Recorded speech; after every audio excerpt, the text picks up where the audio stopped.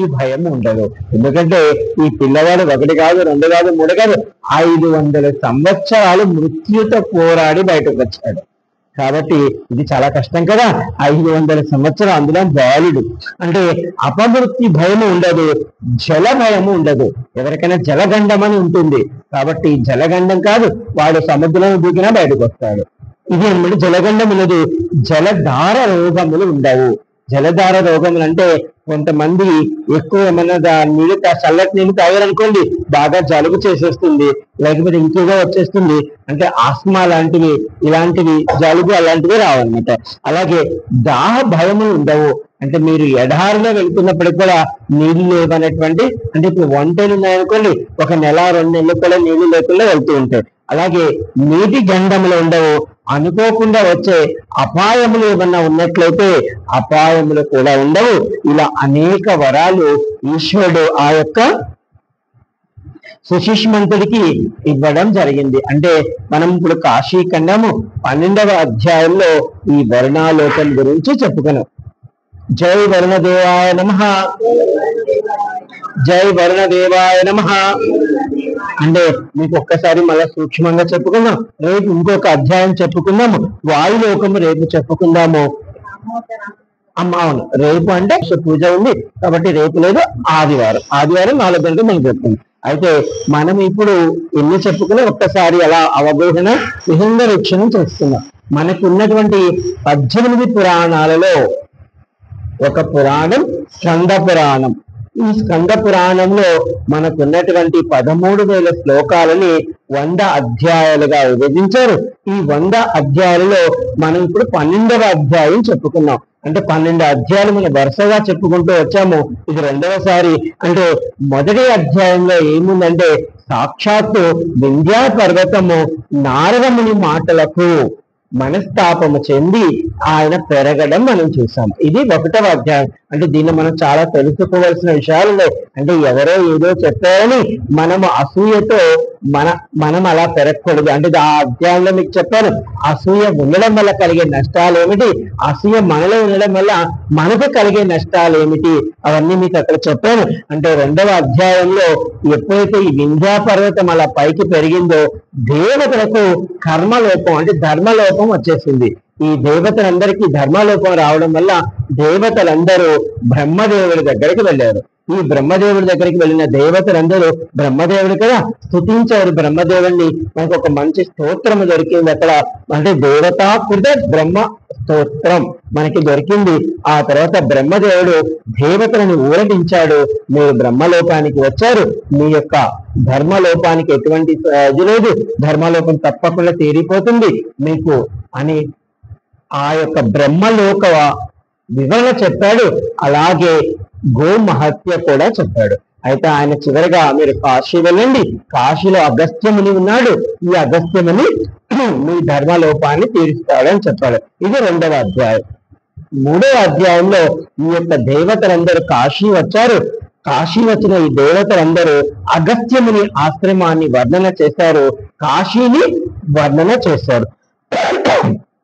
అలాగే 4వ అధ్యాయంలో ఈ యొక్క దేవతలందరూ ఈ యొక్క అగస్త్యముని ఆశ్రమానికి వెళ్ళగా లోపాముద్రాదేవి యొక్క ఆగమనం చేశారు.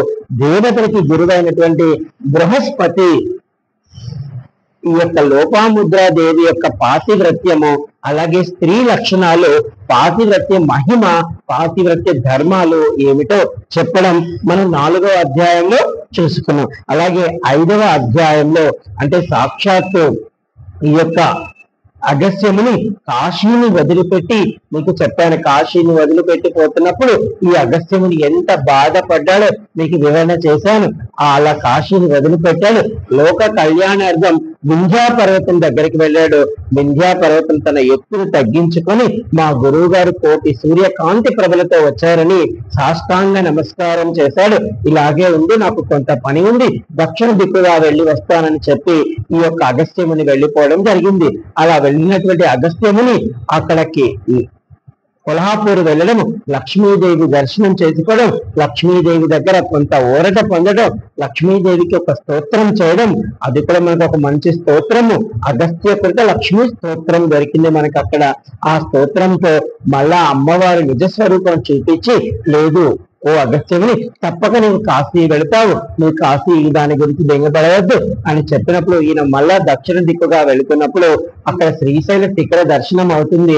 లోపాముద్రాదేవి అడుగుతుంది, అయ్యో మా పతిగారు ఈ యొక్క కాశీని వదిలి ఎంతో బాధపడుతున్నారు, ఈ యొక్క బాధ నుంచి కొంత ఊరటం అందించాలని ఆవిడ ఏం చేసిందంటే, ఈ యొక్క శ్రీశైల శిఖర దర్శనం మాత్రమే పునర్జన్మ ఉండదు కదా, మరి ఎందుకు కాశీ అంత గొప్పది, ఎందుకు కాశీ వాసము గొప్పది, ఎందుకు కాశీ మోక్షము గొప్పది అని ప్రశ్న వేసింది. అప్పుడు ఆ ప్రశ్నకు ఈ యొక్క అగస్త్యముని, ఓ లోపాముద్రాదేవి, బ్రహ్మదేవుడు అనేక తీర్థాలు సృష్టించాడు. ఇందాక మనం చెప్పుకున్నాం 3.5 కోట్ల తీర్థాలు సృష్టించాడు. ఒక్కొక్క సమయాన్ని బట్టి అవి గొప్పవి. అలాగే అవే కాదు, మన శరీరంలో కూడా ఎన్నో తీర్థాలు ఉన్నాయి. అవి మానవ తీర్థాల గురించి చెప్పాడు. ఇవన్నీ చెప్తూ నీకు ఒక మహా వృత్తాంతం ఒకటి చెప్తాను విను అని లోపాముద్రాదేవికి ఏది చెప్పడం మొదలుపెట్టాడు. శివశర్మ యొక్క వృత్తాంతము. అంటే మనకి ఇది 7వ అధ్యాయానికి వచ్చింది. 7వ అధ్యాయానికి వచ్చినప్పుడు, ఓ ధర్మపత్ని, పూర్వం ఒక మహా బ్రాహ్మణోత్తముడు ఉండేవాడు శివశర్మ అని. ఆయన చాలా గొప్పవాడు. ఆయన చక్కగా విద్యాభ్యాసం చేశాడు, ఒక ధర్మపత్ని పెళ్లి చేసుకున్నాడు, ఒక సంతానం కలిగారు. ఆయన చక్కగా అన్ని నేర్చుకున్నాడు. వార్ధక్యం వచ్చిన తరువాత ఇక నా భార్య బిడ్డలు, సంతానం, ఇల్లు వాకిలు, ఈ బంధువులు ఇవన్నీ వదిలిపెట్టి నేను నా ఆత్మ ఉన్నతి కొరకు ఇక వెళ్ళాలి అని నిర్ణయించుకున్నాడు. అలా నిర్ణయించుకున్న వాడు 7 సప్తమోక్షపుర యాత్ర చేస్తే, అంటే ఇక నేను అన్ని తిరగలేను కాబట్టి ముసలివాళ్ళు అయిపోయాను, పోనీలే సప్తమోక్షపుర యాత్ర ఒక్కటి చేయాలి అనుకున్నాడు. సప్తపురి మోక్ష యాత్ర మొదలు పెట్టాడు. మొదటగా అయోధ్య వచ్చాడు. అయోధ్యలో 5 రోజులు ఉన్నాడు. అక్కడి నుంచి ప్రయాగ వెళ్ళాడు. మకర సంక్రమణ రోజు స్నానం చేస్తాడు. అంటే ఎవరు మకర సంక్రమణ రోజు స్నానం చేస్తారో వాళ్ళు కూడా బ్రహ్మలోకంలో వెళ్ళి నివసిస్తారు. మకర సంక్రమణలో స్నానం చేశాడు. కాశీ వచ్చాడు. 1 నెల కాశీలో ఉన్నాడు. కాశీ నుంచి ఉజ్జయిని వెళ్ళాడు. 7 రోజులు ఉజ్జయినిలో ఉన్నాడు. అక్కడి నుంచి కాంచీపురం వెళ్ళాడు. కాంచీపురంలో 7 రోజులు ఉన్నాడు. అక్కడి నుంచి ద్వారక వెళ్ళాడు. ద్వారకలో ఒక 7 రోజులు ఉన్నాడు. ద్వారక నుంచి హరిద్వార్కి వెళ్ళాడు. హరిద్వార్లో కొన్ని రోజులు ఉన్నాడు. ఆ హరిద్వార్లో తనకి 14 రోజుల విషజ్వరం వచ్చింది. ఈ 14 రోజుల విషజ్వరం వచ్చినప్పుడు అప్పుడు మళ్ళా మొదటి రోజు, అయ్యో నాకు ఎందుకు వచ్చిన పీడ ఇది, నేను ఎందుకు వచ్చాను ఈ యాత్రలకి, ఇవన్నీ నా ఇరుగు పొరుగు లేరు, నా బంధువులు లేరు, ఇప్పుడు నాకు బాగలేకపోతే పలకరించే నాదుడు లేడే అని బాధపడ్డాడు. కానీ మళ్ళా వెంటనే కోరుకొని చీచీ నేను ఇవన్నీ వదులుకొని వచ్చాను, ఇప్పుడు మళ్ళా అవి కావాలని మళ్ళా ఆ ఊగిలో పడడం ఎందుకు, ఏమో సాక్షాత్ మహాదేవుడు ఇప్పుడు నేను సప్తమోక్షపుర యాత్ర చేశాను కాబట్టి నాకు మోక్షం ఇస్తున్నాడు ఈశ్వరుడు, కాబట్టి ఇక నాకు మోక్షం వస్తుంది అన్నటువంటి ఆనందంతో శివైక్యం పొందాడు. ఎప్పుడైతే ఆయన శివైక్యం పొందాడో ఆయన వద్దకు వైకుంఠము నుంచి 2 దూతలు వచ్చారు. పుణ్యశీలుడు, సుశీలుడు అనే దూతలు 2 వచ్చారు. ఏమో మన దగ్గరికి ఎవరి కాడికి వస్తారో చూద్దాం, అందుకే రోజు చెప్తుంటాను మీకు. ఆ పుణ్యశీలుడు, సుశీలుడు 2 వచ్చారు. 2 వచ్చి ఈ యొక్క శివశర్మని, ఓ బ్రాహ్మణోత్తమ నిన్ను చూడడమే మా అదృష్టము అన్నారు. ఆయన చాలా చాలా చక్కగా పొగిడారు. ఆయన్ని ఒక దివ్య దేహం ఇచ్చారు. ఈ విమానంలో ఎక్కించుకుని ఏం చేశారు, ఆయన్ని అప్సరస లోకం చూపించారు. అలాగే ఆయనకి గుహ్యలోకం చూపించారు, గంధర్వ లోకం చూపించారు, విద్యాధర లోకం చూపించారు, ఆయనకి యమలోకం చూపించారు, అలాగే అప్సరస లోకం చూపించారు, సూర్యలోకం చూపించారు, ఇంద్రలోకం చూపించారు, అగ్నిలోకం చూపించారు, నివృత్తి లోకం చూపించారు. ఇప్పుడు వరుణాలోకం మీకు నేను చెప్పాను. అంటే ఇన్ని లోకాలు ఆయనకి తిప్పారు.